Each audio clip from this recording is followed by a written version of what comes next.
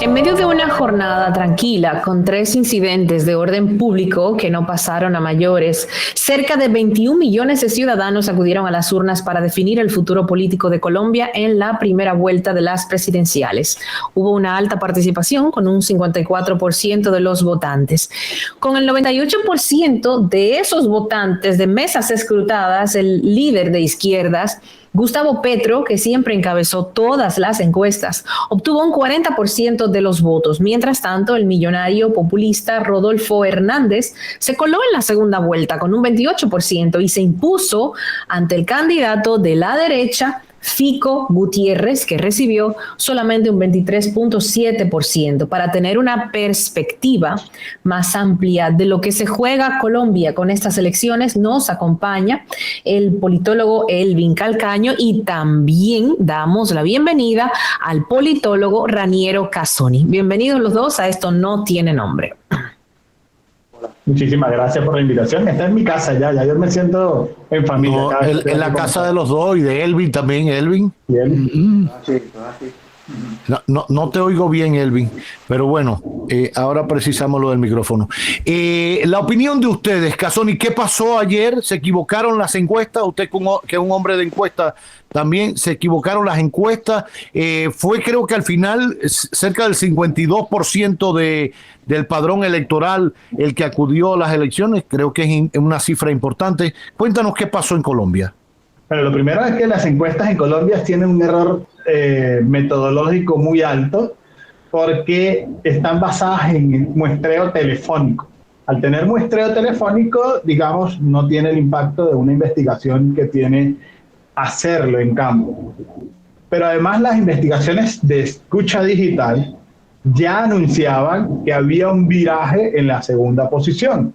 Es decir, lo de Rodolfo Hernández no era una sorpresa para quienes tenían la investigación de escucha digital.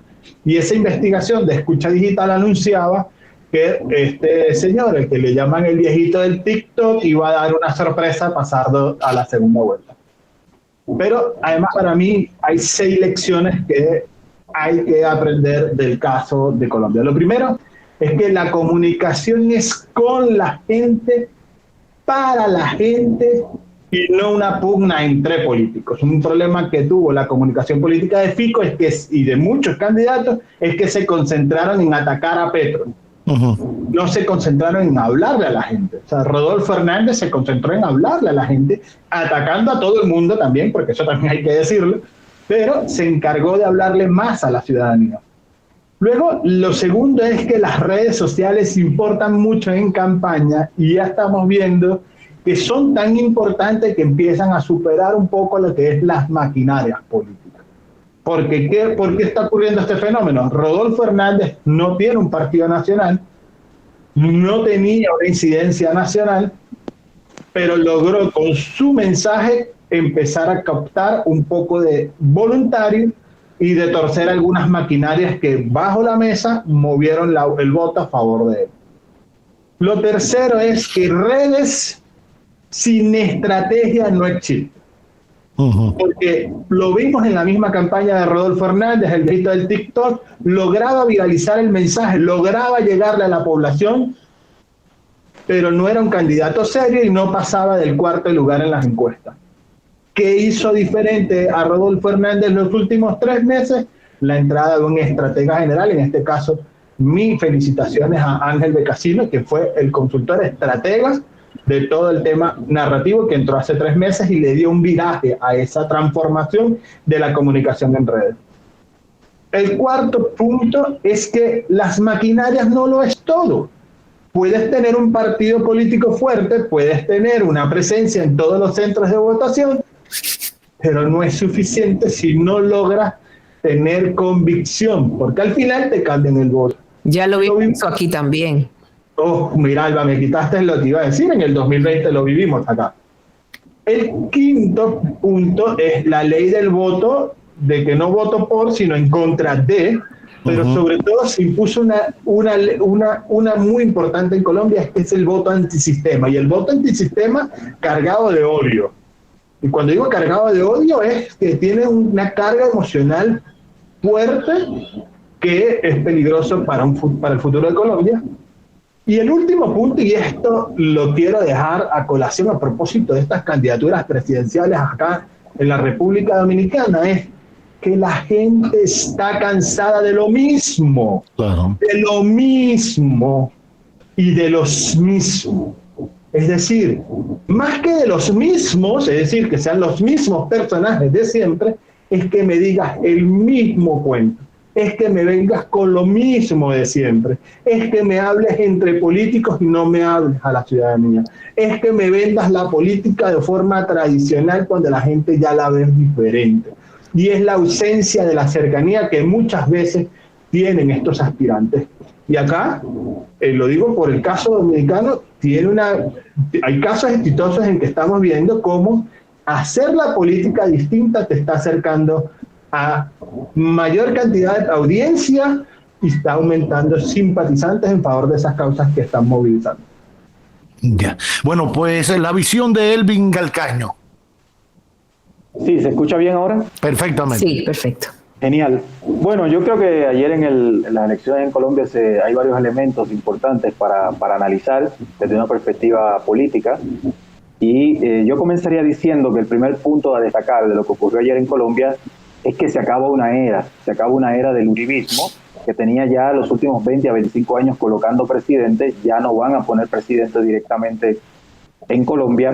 Y por otro lado, en consonancia un poco con lo que decía el compañero Raniero, es la caída de las grandes maquinarias colombianas. A Fico, que es el candidato del uribismo, el candidato del oficialismo, no pudo capitalizar el apoyo que tuvo del Partido Liberal a través de sus dirigentes principales y de ciertas maquinarias, sobre todo en la costa caribe colombiana, en la costa atlántica. No pudo capitalizar eso porque ya esas maquinarias, se refleja ayer con el resultado, han perdido credibilidad frente a la gente y no tienen un efecto sobre el voto al final de las personas. Otro elemento tiene que ver que lo que se impuso ayer en Colombia fundamentalmente es un voto por el cambio. Entre Petro y Rodolfo Hernández suman casi el 70% del voto.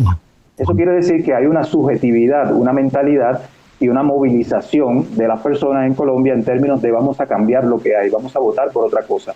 Lo cual podríamos decir que tuvo su cenit, su momento clave en las movilizaciones del 2019, cuando en una lectura equivocada el gobierno de Duque a esas movilizaciones les respondió con represión y respondió con la militarización del país, cuando lo que tenía que hacer era entablar un diálogo con los ciudadanos, principalmente con los jóvenes y los sectores que se estaban movilizando en razón de una reforma tributaria bastante injusta, considerando que que Colombia venía de un contexto económico complicado y que luego se agrava con la pandemia. Tercer elemento, el gran ganador de ayer es Rodolfo Hernández.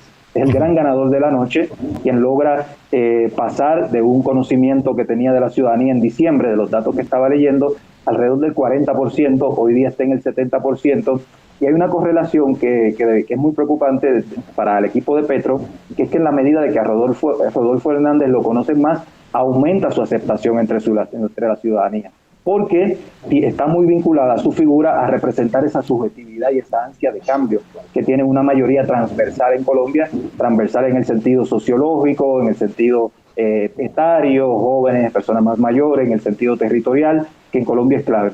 Otro elemento tiene que ver con que me parece que en política 2 más 2 no son 4. Ese es uno de los elementos complejos de la política. Si bien Petro ayer le saca una ventaja de 12%, que esos son más de 2 millones de votos a Rodolfo Hernández, Petro es el que la tiene complicadísima. Y yo creo que a Petro ayer se le alejó la presidencia grandemente, porque el resultado que él saca del 40% lo obliga a sumar 10% de voto, casi 11, en la segunda vuelta, y la pregunta es, ¿de dónde él va a sumar eso? A eso quería preguntarle. En el caso de Fico y el otro candidato, porque eran 4 candidatos, si mal no recuerdo, en una segunda vuelta, ¿a quién respaldaría? Bueno, Fico me imagino que a Rodolfo.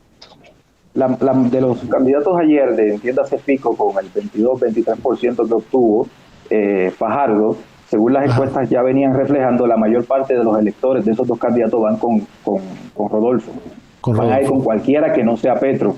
Entonces ahí el problema que tiene Petro es que de dónde él va a sumar. Y ahí lo que le queda a Petro básicamente es tratar de sumar de la gente que no votó. Ojo, ayer en Colombia, con ese 54% de votación, Es el mayor desde los años 70, pero aún así es muy bajo.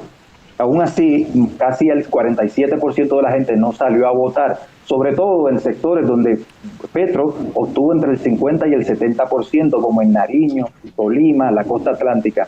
¿Qué quiere decir eso? Si Petro logra movilizar a gente a que vayan a votar efectivamente y logra subir esa votación a un 60% y al mismo tiempo con una campaña efectiva le quita votos a Rodolfo, podría ser competitivo. Caso contrario, en una correlación como la que hubo ayer de un 54-55%, Petro no tiene ninguna posibilidad de ganar. Y ahí cierro con el elemento de que en segunda vuelta la lógica del voto es negativa. No es como en la primera vuelta donde la gente tiende a votar por quien me gusta. En segunda vuelta se vota por el menos malo. Entonces, en un contexto de esa lógica, es clave poder definir al enemigo. Y Petro tiene muy difícil definir a Rodolfo Hernández, que es un populista de derechas, como lo dijo el diario El País, que no tiene ninguna sospecha de izquierdismo radical ni nada, pero Rodolfo Hernández logra presentarse ante la gente con esto del TikTok, las redes, como un candidato que no es ni de izquierda ni de derecha, sino que es lucha contra la corrupción. En tanto que Petro es fácil definirlo como un enemigo porque es de izquierda, porque se le acusa de la cuestión de que Podemos ser Venezuela, de su pasado guerrillero. Entonces, en ese contexto, teniendo en cuenta cómo es la lógica del voto en segunda vuelta, Petro tiene mucho más difícil crear un enemigo y dibujarlo electoralmente, narrativamente, y Rodolfo Hernández la tiene facilísima en ese sentido. Por ello pienso yo, y ya cierro, Petro tiene yo creo que a hoy día a Petro perdió la presidencia ayer. Habrá que ver, obviamente, faltan 3 semanas y estaremos viendo. Ya. Yo quería preguntarles algo. Los medios nos hemos hecho eco del calificativo populista para colgárselo a Rodolfo, el candidato del TikTok en Colombia, el viejito del TikTok. Ahora, por supuesto, eso tiene un trasfondo ideológico, pero no tan marcado como ser de izquierda o de derecha. Pero me preocupa que el populista, hablando ahorita a partir del análisis que hacía Casoni, de cómo una campaña debe tener estrategia detrás, y para hablarle a la gente hay que hablarle con cosas concretas, porque después es muy fácil, siempre he dicho, creo que República Dominicana tiene que verse en ese espejo, que el problema mayor que puede enfrentar un gobierno en el poder es la decepción. Que me hayan vendido que vamos a acabar con esto, que vamos a acabar con lo otro, en términos populistas, porque es muy fácil decirlo, explicárselo a la gente bajo una lógica desde el gobierno. Mire, el dinero lo vamos a sacar de aquí y vamos a hacer esto así y asado. Lo otro es vender ideas y así cualquiera consigue votos. ¿No es un peligro eso para la propia democracia y los países, Casoni?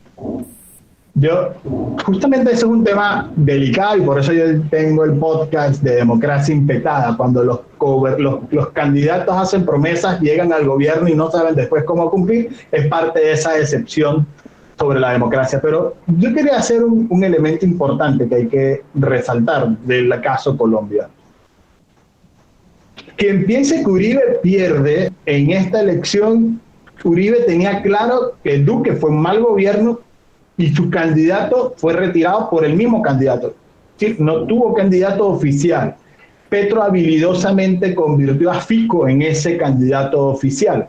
Y es el enemigo que va a buscar convertir en el caso de Rodolfo Hernández, y ya lo venía haciendo una semana atrás, cuando empezó a sacar algunos halagos que en su momento Uribe hizo de Rodolfo Hernández. Y esto es importante tomarlo en cuenta, porque la estrategia política de Uribe, y esto es algo que digo, que quiero además dejar como una frase clave de esta entrevista, es: en política nada está muerto mientras mantenga presencia. Y a veces en política no hay que tener presencia al frente, sino saber mecer la cuna y que no se vea que la estás meciendo. Y ahí cuidado con Uribe, porque yo creo que Uribe tiene las manos metidas en el caso del triunfo de Rodolfo Hernández, cuando en su maquinaria empieza a activarse.